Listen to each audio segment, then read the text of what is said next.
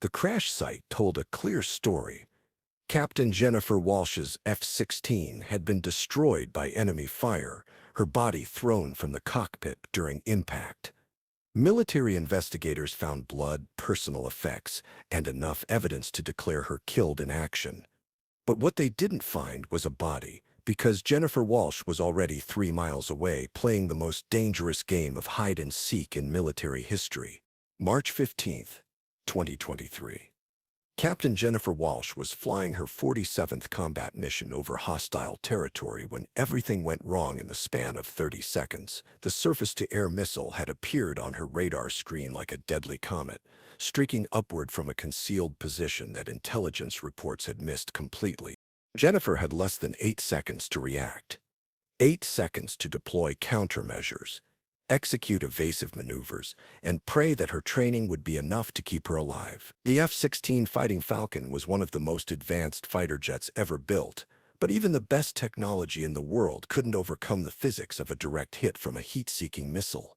The explosion tore through the aircraft's left engine, sending shrapnel through the cockpit and filling the air with smoke, flames, and the deafening roar of catastrophic mechanical failure. Jennifer felt the aircraft enter an uncontrolled spin, G-forces crushing her against the ejection seat as the ground rushed up to meet her with terrifying speed. Emergency protocols demanded immediate ejection, but Jennifer's training had taught her that ejecting over enemy territory was often a death sentence. Captured pilots faced interrogation, torture, and execution, especially when they possessed classified information about ongoing military operations. Jennifer knew things that could compromise other pilots, endanger ground forces, and reveal strategic plans that enemies would kill to obtain. Which city in the world are you watching this video from today? Please subscribe and support us for more stories. The decision to stay with the aircraft for those final seconds was calculated desperation. Jennifer needed to guide the F-16 away from populated areas where civilians might be killed by the crash, but she also needed to create the maximum possible confusion about her survival status. If enemy forces believed she had died in the crash, they might not search as thoroughly for survivors. The ejection sequence activated at an altitude of 800 feet, barely enough time for Jennifer's parachute to deploy before impact. She had pulled the ejection handle knowing that survival was unlikely, but also knowing that capture was certain death for both herself and the soldiers whose secrets she carried. The parachute deployment was violent and disorienting, snapping Jennifer's body upward with forces that would have broken bones under different circumstances. Adrenaline and survival instinct masks the pain as she struggled to control her descent toward a landscape that looked like the surface of an alien planet. Below her stretched miles of rocky terrain broken by deep ravines, scattered vegetation, and the kind of jagged outcroppings that could kill a parachutist even without enemy interference. Jennifer could see smoke rising from multiple locations where pieces of her aircraft had impacted, creating a debris field that would tell investigators exactly where to look for survivors. The landing was harder than anything Jennifer had experienced during survival training. Her left ankle twisted beneath her as she hit the ground, sending pain shooting up her leg and confirming that walking would be difficult if not impossible. But walking wasn't the immediate priority. Survival was. Jennifer's survival training had covered every scenario the military could imagine, but the reality of being alone behind enemy lines with a destroyed aircraft smoking nearby was more terrifying than any training exercise. The sound of approaching vehicles was already audible in the distance, meaning that enemy search teams were responding faster than expected. The parachute had to be concealed immediately. Enemy forces would use it to track her movement and estimate how far she could have traveled from the crash site. Jennifer buried the silken cords beneath loose rocks, working frantically despite the pain in her ankle and the knowledge that discovery meant certain death. The crash site was visible from her position, a smoking crater surrounded by scattered debris that told the story of a fighter jet's violent destruction. Jennifer could see pieces of the cockpit, sections of wing, and the distinctive shape of an ejection seat that would confirm to investigators that the pilot had attempted to escape. But the ejection seat would also be examined for blood, DNA, and other evidence that could determine whether the pilot had survived the impact. Jennifer's survival depended on creating enough physical evidence to convince enemy forces that she had died in the crash, while simultaneously escaping far enough to avoid capture during their search operations. The blood was the easy part.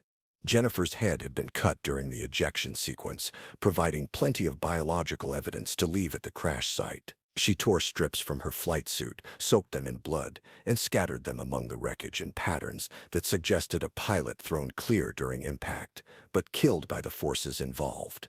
Her helmet and oxygen mask were planted near the largest piece of wreckage, positioned to suggest that they had been torn from her head during the crash. Personal items from her survival kit were scattered in ways that would be discovered by search teams, but wouldn't obviously appear to have been placed deliberately. The most dangerous part was getting close enough to the ejection seat to leave convincing evidence while staying far enough away to avoid detection by the approaching search teams. Jennifer could hear voices now, speaking in a language she didn't recognize, but with the urgent tone of people searching for survivors who might possess valuable intelligence. She smeared blood on the ejection seat's harness system and left several long blonde hairs that would provide DNA evidence confirming her identity. If enemy forensic specialists examined the evidence carefully, they would conclude that Captain Jennifer Walsh had been thrown from the ejection seat during impact and had died from injuries sustained in the crash. The deception required Jennifer to sacrifice most of her survival equipment, leaving behind items that would normally be essential for staying alive in hostile territory. Her emergency radio, medical supplies, and food rations all had to be abandoned to create the impression that nothing of value had survived the crash. But Jennifer had kept the most important item in her survival kit: a small ceramic knife that wouldn't be detected by metal detectors and could be used for both utility purposes and self-defense if capture became inevitable. The knife was hidden in a location where enemy forces were unlikely to find it even if they discovered her hiding place. The hiding place Jennifer had chosen was a natural depression surrounded by large rocks about 3 miles from the crash site. The location provided concealment from ground-based searches while offering multiple escape routes if discovery became imminent. More importantly, it was positioned to allow observation of enemy search patterns without exposing Jennifer to detection. From her hiding place, Jennifer could hear the sounds of extensive search operations being conducted around the crash site. Vehicles, helicopters, and large numbers of personnel were being deployed to locate any survivors and to recover valuable intelligence materials that might have survived the crash. The search teams were thorough and professional, using techniques that suggested advanced training in locating downed pilots and recovering classified materials. Jennifer watched through binoculars as specialists examined every piece of wreckage, photographed the debris field, and collected evidence that would be analyzed to determine exactly what had happened during the final moments of the F-16's flight. The forensic examination of the crash site took nearly 6 hours, during which Jennifer remained motionless in her hiding place, despite increasing pain from her injured ankle and the psychological stress of watching enemy forces investigate her supposed death. The searchers eventually concluded that the pilot had been killed in the crash, based on the blood evidence and the absence of any signs that someone had survived the impact. But the search for additional survivors continued throughout the first day, with teams expanding their radius to cover areas where a pilot might have landed if they had ejected earlier, or if debris had carried them further from the main crash site. Jennifer could hear search helicopters passing overhead and see ground teams moving through the terrain in patterns designed to locate anyone who might be hiding. The first night was the most dangerous part of Jennifer's survival ordeal. Temperature dropped below freezing, and she had no shelter beyond the natural windbreak provided by the rocks surrounding her hiding place. Her flight suit provided some insulation, but it wasn't designed for extended exposure to cold weather conditions. Hypothermia was a real danger, but so was detection by infrared sensors that enemy helicopters might be using to locate survivors. Jennifer had to balance the need to stay warm against the risk of creating heat signatures that could be detected by thermal imaging equipment. The solution was a technique from advanced survival training that involved controlled shivering and muscle contractions to generate body heat without creating the kind of concentrated thermal signature that would be visible to infrared sensors. The technique was exhausting and required constant mental focus, but it kept Jennifer alive through the first night without revealing her location. Dawn of the second day brought renewed search activity, but with a different focus. Instead of looking for survivors, enemy forces were now concentrating on recovering wreckage that might contain classified technology or intelligence materials. Jennifer watched as teams dismantled sections of her aircraft and loaded them onto trucks for transport to secure facilities. The intelligence value of the wreckage was enormous. The F-16's avionics systems contained classified information about radar capabilities, electronic warfare techniques, and communication protocols that enemies would analyze to develop countermeasures against future operations. Jennifer's mission briefing materials, if they had survived the crash, would reveal details about ongoing operations that could endanger other pilots and ground forces. But the most valuable intelligence wasn't in the wreckage, it was in Jennifer's memory. Her knowledge of flight patterns, target priorities, and operational procedures was worth more to enemy forces than any piece of technology they could recover from the crash site. That knowledge made her too valuable to kill quickly if she were captured, but it also made her too dangerous to leave alive if rescue seemed impossible.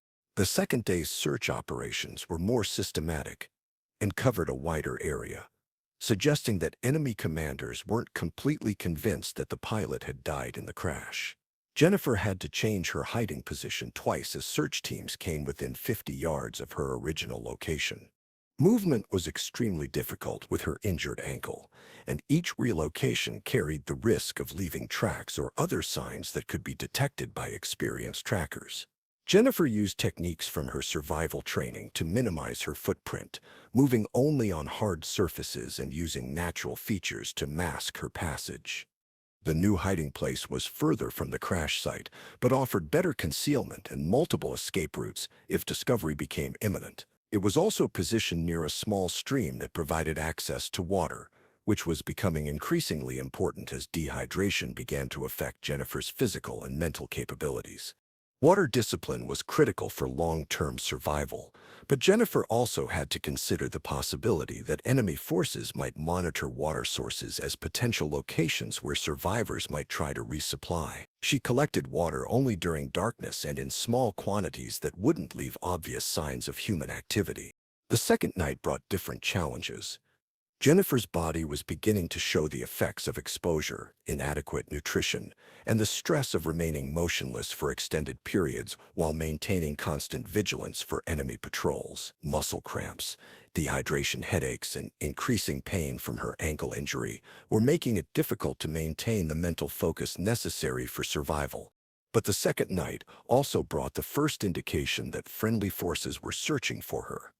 Jennifer heard the distinctive sound of American helicopters operating at high altitude, probably conducting reconnaissance flights over the area where her aircraft had been shot down.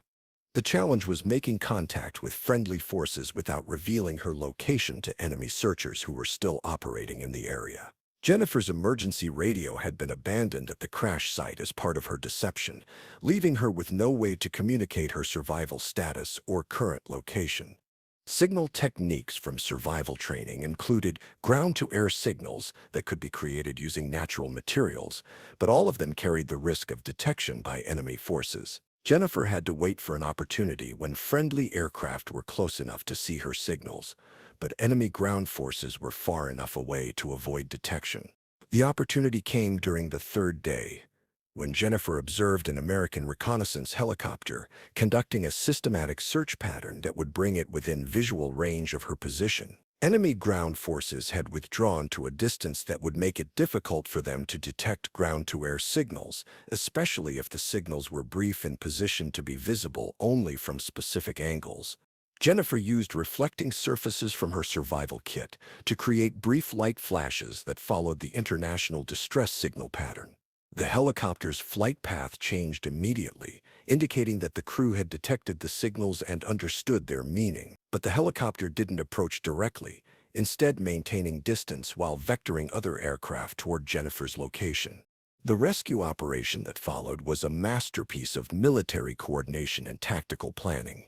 Multiple aircraft were involved, creating diversions and false targets that drew enemy attention away from Jennifer's actual location. Ground forces were inserted at several locations to create the impression that the rescue operation was larger and more complex than it actually was. The actual extraction was conducted by a special operations team that approached Jennifer's location on foot, using terrain features and darkness to avoid detection by enemy forces who were responding to the diversionary operations elsewhere. Jennifer was located, identified, and prepared for extraction in less than 10 minutes. The helicopter that retrieved Jennifer was a specialized aircraft designed for high-risk extraction operations in hostile territory. The crew had trained extensively for scenarios involving downed pilots who might be injured, traumatized, or compromised by enemy interrogation attempts. Jennifer's condition surprised the rescue team. Despite 3 days of exposure and survival in hostile territory, she was alert, coherent, and able to provide detailed intelligence about enemy search operations, force dispositions, and security measures that she had observed during her hiding period. The intelligence Jennifer provided during her initial debriefing was extraordinary in both quantity and quality. Her position had allowed her to observe enemy response protocols, communication procedures, and tactical capabilities that would normally be impossible to gather without extensive espionage operations. Enemy forces had revealed their search techniques, equipment capabilities, and organizational structure while conducting operations to locate Jennifer and recover her aircraft. She had observed radio procedures, vehicle markings, personnel uniforms, and operational patterns that provided valuable insights into enemy capabilities and vulnerabilities. The forensic examination techniques used at the crash site had revealed sophisticated capabilities that exceeded intelligence estimates of enemy technological advancement. Jennifer's observations suggested that enemies possessed equipment and expertise that could pose greater threats to future operations than previously understood. Most significantly, Jennifer had identified what appeared to be a major enemy command facility that had been established to coordinate the search operations. The facility's location, security measures, and communication activities suggested that it might be a high-value target for future military operations. The medical evaluation conducted immediately after Jennifer's rescue revealed the full extent of her survival ordeal. In addition to the ankle injury sustained during her parachute landing, she had suffered from dehydration, exposure, and the psychological stress of remaining hidden while enemy forces searched for her. But the medical team was amazed by Jennifer's overall condition. Her survival training had been remarkably effective, and her decision-making during the 3 days of hiding had demonstrated exceptional courage and tactical intelligence. The techniques she had used to avoid detection and gather intelligence were being studied for incorporation into advanced survival training programs.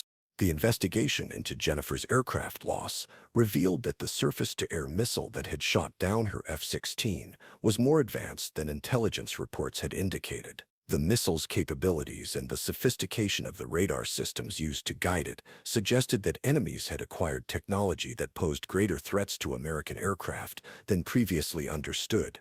The crash site evidence that Jennifer had created was so convincing that even American investigators initially concluded that she had been killed in action. The blood evidence, scattered personal effects, and positioning of wreckage components had created a forensic picture that supported the conclusion that no one could have survived the crash. Only Jennifer's successful radio contact with rescue forces had prevented her from being officially declared killed in action and removed from active duty rosters. The deception had been so complete that her survival was initially questioned by intelligence analysts who couldn't believe that someone could have escaped from such a thoroughly destroyed aircraft. The psychological evaluation conducted as part of Jennifer's recovery process revealed the extraordinary mental strength required to remain hidden and motionless for 3 days, while enemy forces searched for survivors. The stress of watching search teams come within yards of her hiding place while knowing that discovery meant certain death had tested every limit of human endurance. But Jennifer's psychological profile also revealed the intelligence and tactical thinking that had made her survival possible. Her ability to analyze enemy search patterns, predict their behavior, and position herself to avoid detection demonstrated the kind of strategic intelligence that made her an exceptionally valuable pilot and intelligence asset. The lessons learned from Jennifer's survival ordeal were incorporated into advanced training programs for pilots who might face similar situations in future conflicts. Her techniques for creating convincing crash site evidence, selecting hiding places, and gathering intelligence while avoiding detection became standard components of survival curricula. The intelligence Jennifer had gathered during her 3 days of observation proved to be extraordinarily valuable for future operations. Her detailed reports about enemy capabilities, procedures, and facilities provided insights that would have been impossible to obtain through conventional intelligence gathering methods. The enemy command facility that Jennifer had identified was targeted in a subsequent operation that eliminated key personnel and destroyed equipment that posed threats to American aircraft. The success of that operation was directly attributable to the intelligence Jennifer had gathered while hiding from the search teams that were trying to find her. Jennifer's return to active duty was delayed by the time required for her ankle injury to heal and for psychological counseling to address the trauma of her survival ordeal. But her experience had made her an even more effective pilot, with enhanced understanding of enemy capabilities and improved survival skills that would serve her well in future missions.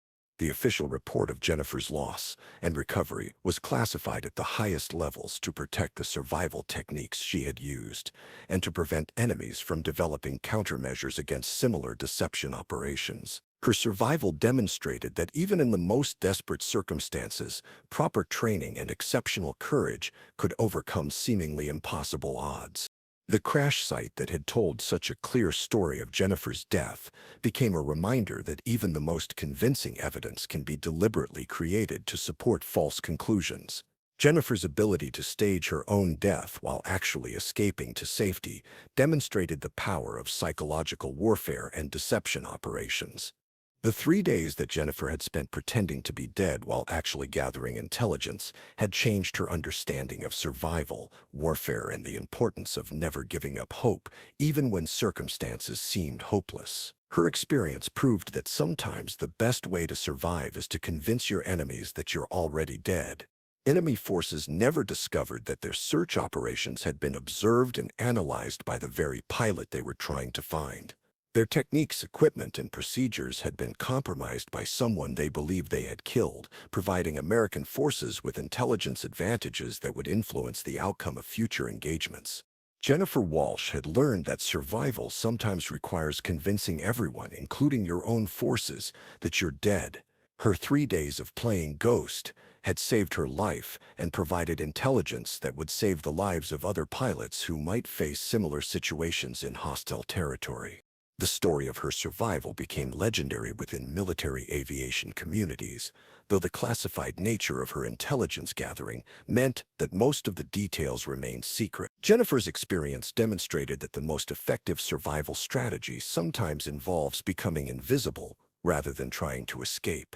The search teams that had spent 3 days looking for Jennifer never knew how close they had come to finding her, or that their target had been watching them the entire time. Her ability to remain undetected while gathering intelligence about their operations had turned the tables on a search that was supposed to locate and capture a valuable enemy asset. Captain Jennifer Walsh had been declared dead for 3 days, but she had used that time to become more dangerous to her enemies than she had ever been while alive. Her survival and the intelligence she gathered proved that sometimes the best weapon against a superior enemy is the ability to watch and learn while they believe they've already won.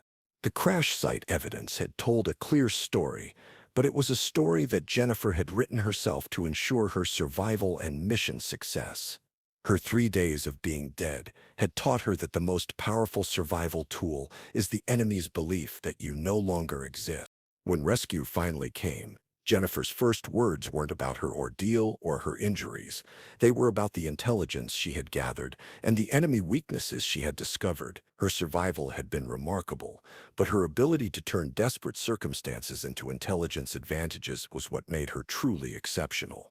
The declaration of her death had been premature, but Jennifer Walsh had used those 3 days of being officially dead to prove that sometimes the most effective way to fight back is to let your enemies think they've already defeated you. Her survival story became proof that with proper training, exceptional courage, and strategic thinking, even the most hopeless situations can be turned into opportunities for victory.